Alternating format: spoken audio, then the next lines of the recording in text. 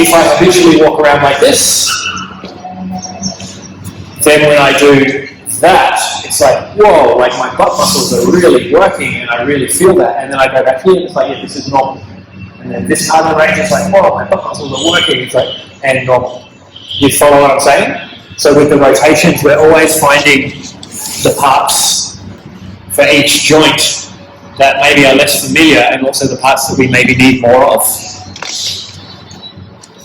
Just on the level of the tissues, if we want our joints to be healthy, our muscular system to be balanced, and like our movement to be sort of free and unrestricted, then we need to do those rotations all the way through the range and especially make that unfamiliar range more familiar. But now, if we start talking about the nervous system, we have this very, very simple but very interesting discovery that physical sensation, the sensations of the body, are mapped in the brain. In the cortex of the brain, the surface-most level of the brain, we have these regions which have been given the name body maps. They've been called the body maps. There are multiple maps of the body in the brain. And it's in those maps. Jack, could you go to turn the volume down on that iPhone just a bit? It's in those areas of the brain where the body is mapped that though activity in those areas is what's associated with feeling the body. Feeling the body. What I mean is, and I'm sorry that this is repetition for a lot of people here because I go on about this stuff constantly, but we need to lay out this basic foundation. What I mean is that in these maps, the most studied being the somatosensory cortex and the primary motor cortex, just sort of they sit like here on the surface of the brain. And what I mean by mapped is that there are regions that start with, in the middle start with the genitals, then the feet, then the ankles, then the lower legs, then the knees, thighs, hips, trunk, shoulders, arms, so shoulders, upper arms, elbows, lower arms, wrists, hands, and then skips to the face, so the eyes, the cheeks, the nose, the mouth, and then it goes into the throat, and then down into the throat. So they're mapped, and it's a map that goes sort of genitals, feet, legs, trunk, arms, face, throat. What I mean by this is that if they take an electrode and they stimulate those areas of the brain, and this is how they work this stuff out, they take an electrode and they go on these little bits of the brain, then the person, if it's the somatosensory cortex, they feel either pressure, heat, pain, rubbing, vibration. They feel that in the foot. So you zap the little bit that's now known as the foot bit, you zap it, and they feel like, oh, I feel like I'm being burned on my right foot.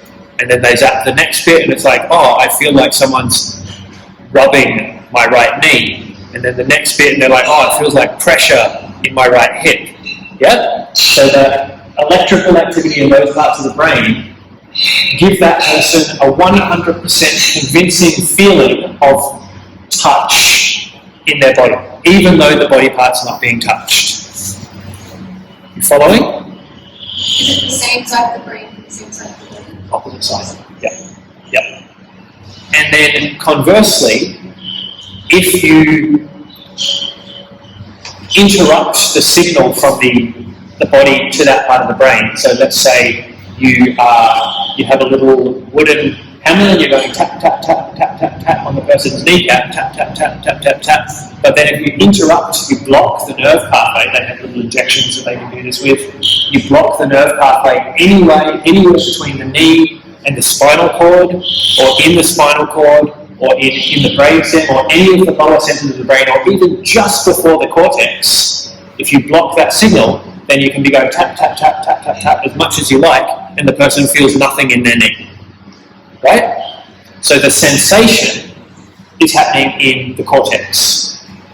The conscious sensation other parts of the brain will still be responding to that tapping, even if you're not feeling it, right? You've just blocked the conscious sensation. You haven't blocked all of the physiological responses, you've just blocked the conscious sensation. So in the same way with phantom limb pain, someone has their leg amputated below the knee, obviously they don't have an ankle anymore, but they still have an ankle map in their brain, and so they can still experience ankle pain, ankle stiffness. People who have had an arm amputated, there's a whole thing of phantom limb pain where they feel like their hand is just really tense and they just want to stretch out their fingers, but they don't have a hand. Yeah? So this was very confusing to lots of people for a long time, and there's all the talk of the energy body and the astral body and blah, blah, blah. And we can say that the body maps are like a correlate of this. They still have the maps, so they can still experience 100% real sensation and pain. They just don't have the limb. Yeah? Everyone's with me so far? The other way too, right? Like a stroke, and then feeling like that's not your arm. Like that can happen as well. It can happen as well, yeah. So there's a lot of this stuff is worked out from neural like outliers, people who are outside the normal range, like, because there's all these things where it's like people say, yeah, my right leg, it's my brother's leg. Like they're like, I've got my brother's leg and I don't want it on me, I want to amputate it. And there's people who actually try and amputate their own limb because it feels like it belongs to someone else. It's all this bizarre stuff. But anyway, so the body's mapped in the brain. Sensation, all of the body feeling, is a neurological phenomenon. Now,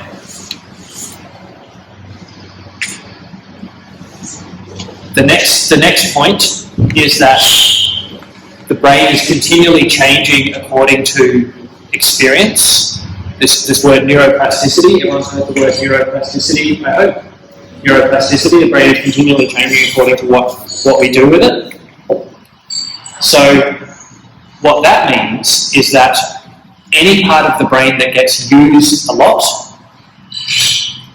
gets, like, those maps get improved. If we're talking about the body maps, then the level of detail in those maps gets improved. So we get more detail, there's more interconnections between the neurons, there's actually more a growth of new neurons. Those maps, if you imagine it like drawing a map, then you could have, like, if on your map of Canberra, you're drawing your topographic map, and you fill in all the little details, every little rock face, every little curve and every little valley, every little detail, and the map becomes really rich and detailed. Whereas, let's say maybe it's Woden and you don't go to Woden very often, and your Woden map is just sort of like a blob.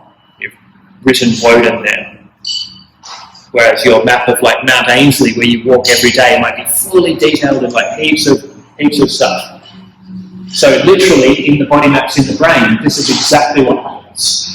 Every part of our body which we explore a lot, we get a richly detailed sensory map of that body part. But any body area which we don't explore, haven't explored because maybe our culture hasn't taught us how to, then our map of that area is like, it's like the Woden, it's like, well, Tuggeranong. It's like, well, I know it's there, but I don't know anything about it. I have no road map, I don't know the topographical features, I don't know that there's a beautiful little bend in the river where there's amazing rocks and birds and stuff, you know. It's just like Tuggeranong, and maybe I'm afraid of Tuggeranong, you know. So these body maps are constantly being shifted and changed according to what we do. So we all know that parts of our body that we work with a lot, we can feel them well, and then you start finding, oh, my hips, and it's like, what you want me to do? You want me to do this circle with my hip, and it's like, I can't even feel my hip well enough to do that. Yeah? So we're getting some experience of that. Cool. So, on the rehab front, there's this really interesting, heaps of it now by this stage, really interesting research showing that whenever we have an injury or sickness as well, any sort of physical trauma or difficulty, those maps of that area, let's say it's a hip injury, or let's say it's a shoulder injury, those maps of that area, they degenerate. So you might have had really good maps of your shoulder to start with, but then you get an injury, and what was a very detailed, rich map that tells you your shoulders can do all sorts of different things and you can feel all the parts with great clarity. If it's a bad injury, those neural maps can get what they call smudged, and the whole area just becomes a blob of what's now labelled pain and threat and fear. So your ability to discriminate between subtle movements of your shoulders and all the little bits, the whole thing gets locked up into one chunk and called pain. Injured, and you say my injured shoulder or my injured back or whatever it is. And so in the process of rehab, part of what we're trying to do, a huge part of what we're trying to do, is go into those maps of that area and develop more detail. And what we'll find is, let's say it's the shoulder again, if I've had a bad injury, are there any rehab people, are there any physios or, there's several trainers in the room, Eva's a fellow price and therapist, Marcus, you're a therapist? Yeah, Physio, great. So you know that when people have had a bad injury, they'll be like it hurts when I do just about everything. And so we work on taking them and we work on going, but can you lift it this much? And they're like, no, it hurts. And you're like, okay, what if I take your arm and I lift it this much? And they're like, yeah, cool, no, that's fine. That's fine. And then here, it's like, oh, I'm not sure, but it's still okay. And then there it starts to hurt a little bit. So you've got a range where it's fine, you've got a range where you're not sure, and then you've got a range where it actually hurts. And so in our rehab, we want to train ourselves to clarify these three ranges. This much is actually fine, completely pain-free.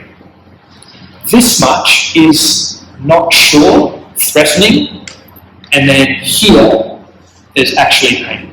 So when we're doing our movement practice, we want to spend lots of time in the area where it's totally pain-free, and then we start to go into the area where there's threat but no pain, and we don't go into the area where there's pain. We might just touch it, but we don't go into it. So then if I've got this map here, I've got this stretch here, and let's say it's my shoulder, and let's say that I've hurt it badly, and I've got this idea that the whole thing's painful. If I was to, each time I move my shoulder, deliberately go into the pain, and go, no, it still hurts, no, it still hurts, no, it still hurts, every time, what will happen in my neural maps is that the area that I think is painful will get bigger and bigger and bigger, and I'll have this idea that everything hurts. Whereas, if I was to go, this is fine, I can do this much and it's totally not painful, and I know really clearly now that this is not painful, and so I'm not scared of it, and then I go, okay, this much is, a little bit threatening but still fine, and then I go really slowly, this is still threatening but still fine, and then here, I know if I go a tiny bit further, it will hurt. Then what I'll do in my brain is I'll have this part which doesn't hurt, this part which is threatening, and then this part which does hurt. And by practicing the part which doesn't hurt, this area will get bigger. And then the threatening area will recede and get a little bit smaller. And then the part which actually hurts will get a little bit smaller. And each time I keep practicing the part which doesn't hurt, it gets fine. And then the threatening part, I spend time in the threatening part with no pain. You follow me? I go into the threatening part, but I do it cautiously and confirm for myself, no, it's a bit threatening, but there's no pain. And then the part where it's actually painful will get smaller and smaller and smaller. You following what I'm saying? Because chronic pain there's heaps of great research into chronic pain which shows that chronic pain is actually not associated usually with tissue damage. The injury usually has got better, the injury has healed, but the brain map still says that it's painful. So the tissues are healed, but the brain map still says it's painful. And so in order to fix the brain map, we need to practice our range, which is completely pain-free, but then we really need to, the most important part is to explore the range that's threatening but not painful, because that's what's going to recalibrate the brain and expand our range of trust.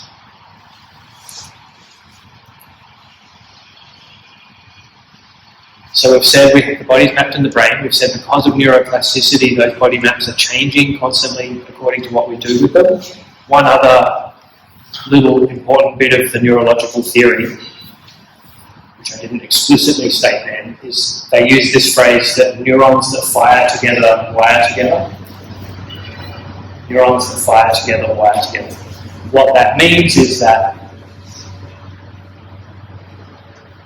the neurons in the body maps, whenever they're firing,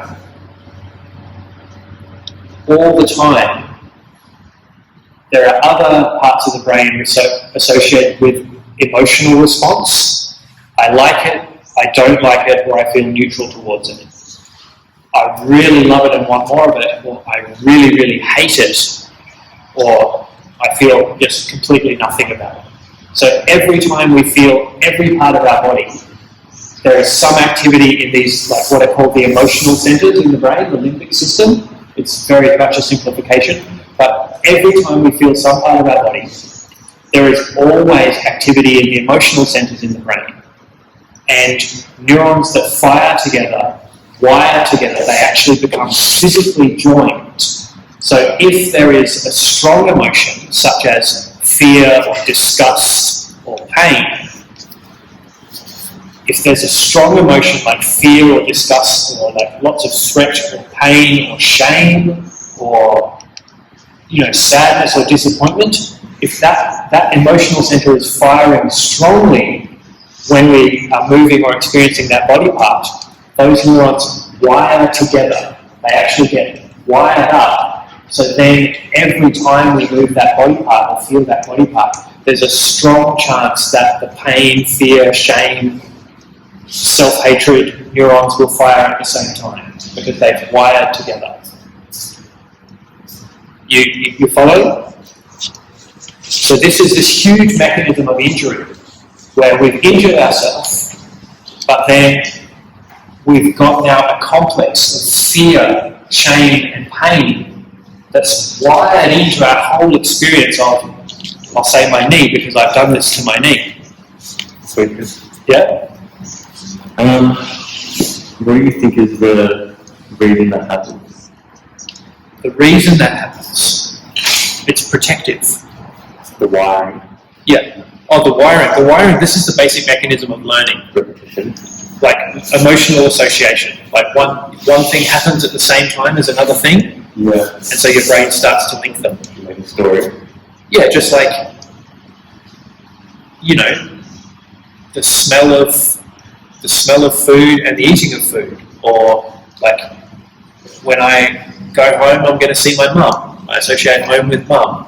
You know what I mean? Like all those things. Or I associate home with safety and nice food and a comfy bed and mum. Or I associate home with like family who don't really know me and I can't be myself and I feel uncomfortable and awkward. Do you get what I mean? It's like it's just associations wired together. Does the brain use a negative emotion to try to make you steer clear of it? More? Exactly, yes. So with the body maps and with injury and stuff, this is initially a protective mechanism. The pain and the threat tells you like, hey, like watch out or you'll hurt yourself more. But then the problem is, if you don't keep moving, it sets in, and that wiring sort of can lock into the brain and then become a chronic problem. Does that make sense? That's really important. So what we're trying to do with this sort of movement practice is continually, even if we're injured, especially if we're injured, explore the movements of that body part in an environment that feels safe. If we're working with a partner, we're trying to help them feel that it's like, I'm not going to like knock you over with this stick. It's like, no, you're in control. We're doing it as much as you feel able to curiously explore each part of your body. And that thing of like discovering the new range is like, oh, I didn't think I'd be able to do that. It's like, oh, I thought my hip injury would prevent me from doing anything associated with squatting. You know what I mean? Like, and if you have knee surgery, they tell you don't ever squat below such and such. But it's like, no. If you explore carefully with curiosity in a safe environment, then we can recalibrate and continually expand our range, and the level of threat will reduce, the level of pain will reduce, our range of motion will increase, our strength will increase, etc., etc. You follow? Yeah. Simon, Yep. with overcoming fear, is that like a similar idea to overcoming pain, where you need to dial it back to something that you're like not fearful of, or maybe you're like a little bit fearful of, but not like, oh no, I'm going to die? Yes. Yeah. So it's exactly the same mechanism. With body stuff, I advocate doing what you just said, where you dial it back so that you're exploring where there's some apprehension, but you still know it's safe. With other things where we're not talking about injury and body stuff, then there is an argument for like throwing people in the deep end if they're up for it, and then they come out like with an ice bath, for example. It's like, oh, like you could say like, oh, jump in water that's like half a degree colder, and then half a degree colder and half a degree colder. But you could be like, look, I know that you're a healthy person and this is actually not dangerous. You're scared of it, or maybe I'm scared of it, but you just go in the ice bath and it's like, oh, it's freezing, but it's like, and then you come out and you're like, hey, I did it. I'm not scared anymore. I'm less scared. But with injuries, I don't think we should do that at all. With injuries and parts of our body where we've got some issues that have built up over our life, it's like, no. But we want to explore the range where, yes, there's a bit of apprehension, but I'm with someone I trust and I can feel. That's the thing. That's why we're trying to move just the minimum amount away from the stick. Like if we're doing this stuff and someone's pulled you into this position, and if you were to go like, whoa, a big move of your knee, there's all this range where you could actually totally injure yourself. But if you're going, no, 1 millimeter, 1 millimeter, 1 millimeter, 1 millimeter, then you're always like, no, I can feel that this is not hurting me. But I have some apprehension, but then you do it, and you're like, oh wow, I thought that my knee was stuffed, and yet I just did all this stuff where I was working really hard to move through all this range, and then the neural map will update, and I'll be able to run and walk and capture stuff with much less fear than I had before, inhibiting my movement.